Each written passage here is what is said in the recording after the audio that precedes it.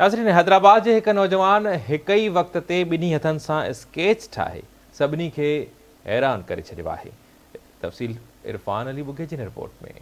सॼी दुनिया जा अक्सर आर्टिस्ट हिक हथ सां पेंटिंग्स ऐं स्केचिस ठाहींदा आहिनि, पर ही सिंधी नौजवान हिक ई वक़्तु ॿिन्ही हथनि सां स्केचिस ठाहींदो आहे। सेब रंगीन नौरोज़ ॿिन्ही हथनि सां ॿ स्केचिस हिक ई वक़्तु ठाहिण जी सलाहियत रखे थो, पर ही जादू न, हैदराबाद वासी नौरोज़ अहमद लगारी जी अणथक महिनत ऐं कम सां सचाई जो नतीजो आहे। नौरोज़ अहमद लगारी मिक्स मीडिया में कमु करे थो। खेसि हाणे न रुॻो कलरफुल स्केच आर्ट ते महारत हासिल थी वई आहे, पर हू पेंटिंग ऐं कैलीग्राफी बि तमामु सुठी करे वठे थो। सर, इहो असल में जॾहिं मां पंहिंजी सीएड यूनिवर्सिटी में ही पंहिंजो कोर्स करे रहियो हुउमि, त हुते जेको असांजो उस्तादु हुयो साईं शौकत खोखर, उहो मतिलबु अक्सर अहिड़ो ई कमु कंदो, मतिलबु का न का अजीब शइ कंदो ऐं नयो एक्सपेरिमेंट कंदो। हीअ शइ त हर कोई कंदो आहे, छो न कुझु नयो कयो वञे। हिन वजह सां मां पंहिंजे ॿिन्ही हथनि खे ट्राई करण जी कोशिशि कई आहे ऐं रिज़ल्ट तव्हांजे साम्हूं आहे। पोइ तव्हां साॼड़ आहियो खाॿड़? सर, मां साॼड़ आहियां। पोइ तव्हां खाॿे हथ सां ओतिरो ई सुठे तरीक़े सां ठाहे वञो था? सर, कोशिशि त कंदा आहियूं, मतिलबु जेतिरो बहितरीनु थी सघे ओतिरो कयूं। 2020 में जॾहिं कोरोना पखिड़जण सबबु लॉकडाउन लॻो त नौरोज़ घर में वांदो वेहण बदिरां ही कमु सिखणु शुरू कयो ऐं सीएड यूनिवर्सिटी में कामयाब नौजवान प्रोग्राम तहत दाख़िला वरिताईं, जितां खेसि स्केच आर्ट जी तमामु घणी सिख्या मिली। हुन दौरान मां इहो कयो जो यूट्यूब तां बि मां कुझु वीडियो ॾिठा, हुतां खां बि सिखियो। हुन खां पोइ ईअं थियो जो मुंहिंजी सिलेक्शन थी वई सीएड यूनिवर्सिटी में, जेको 6 महीननि जो कोर्स थींदो आहे इमरान ख़ान जो, उहो मूं कयो ऐं हुन खां पोइ ई मां इमरान ख़ान तरफ़ां पंहिंजी हुकूमत में कामयाब नौजवान प्रोग्राम मां नौरोज़ एतिरी कामयाबी ज़रूरु माणी जो हिन ई ॾुखियो तरीन फ़न सिखी वरितो। इहो ई सबबु आहे जो हिन इमरान ख़ान जो बि स्केच ठाहे पंहिंजी नंढड़ी गैलरी में लॻाए छॾियो आहे। हूअं त नौरोज़ जा सभई स्केचिस तमामु ख़ूबसूरत आहिनि, पर मुल्क जे बानी क़ाइदे आज़म मोहम्मद अली जिन्ना जो कैलीग्राफी सां ठाहियल स्केच पंहिंजो मट पाण आहे। नौरोज़ पाकिस्तानी क्रिकेटर्स ऐं अदाकारनि जा कलरफुल स्केचिस वॾे तादाद में ठाहिया आहिनि, पर खेसि वधीक ख़ुशी शहीद बेनज़ीर भुट्टो, शहीद बशीर ख़ान कुरैशी, आबदा परवीन, सरमद सिंधी तोड़े सिंध जे ॿियनि हीरोज़ जा स्केच ठाहिण में मिली आहे।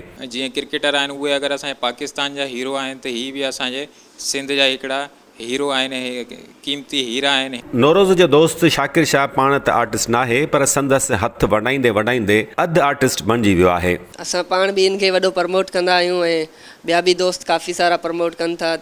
सोशल मीडिया जे थ्रू बि के सुठी सपोर्ट मिले थी पई ऐं माण्हू बि ॾाढो चाहिनि था पिया। नौरोज़ सिंध यूनिवर्सिटी जे एजुकेशन डिपार्टमेंट में B.Ed फाइनल करण वारो आहे।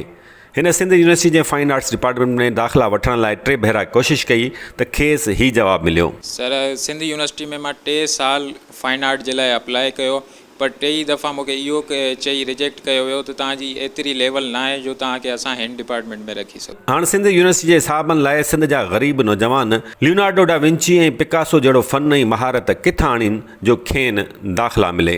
नौरोज़ लगारीअ जी हिकिड़ी नंढड़ी ख़्वाहिश आहे। मुंहिंजी ख़्वाहिश इहा ई आहे त जीअं मां पाण बि एजुकेशन जो स्टूडेंट आहियां ऐं असां मुख़्तलिफ़ स्कूलनि में बि वेंदा आहियूं इंटर्नशिप ते, पर असां जंहिं बि सिंध जे स्कूलनि में विया आहियूं न, उते किथे बि असांखे जेके हिन जा आर्ट जा टीचर आहिनि उहे नज़र कोन था अचनि।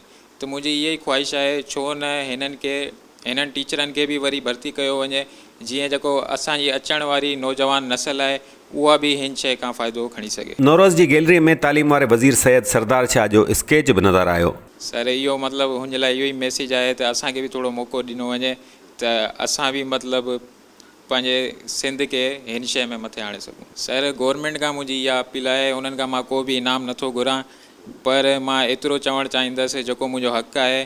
मां B.Ed जी डिग्री बि कयां पियो, उस्ताद जे लाइ मां उहा बि क़ाबिल आहियां। मूंखे हिकिड़ी रुॻा एज़ अ ड्राइंग टीचर जेको थींदो आहे उहा पोस्ट ॾेई वञे, जीअं मां जेके ईंदड़ ॿार आहिनि हुननि खे हिन शइ खां महिरूम न करे सघां। पोइ तव्हां जेकॾहिं 33 मार्कूं खयूं पोइ?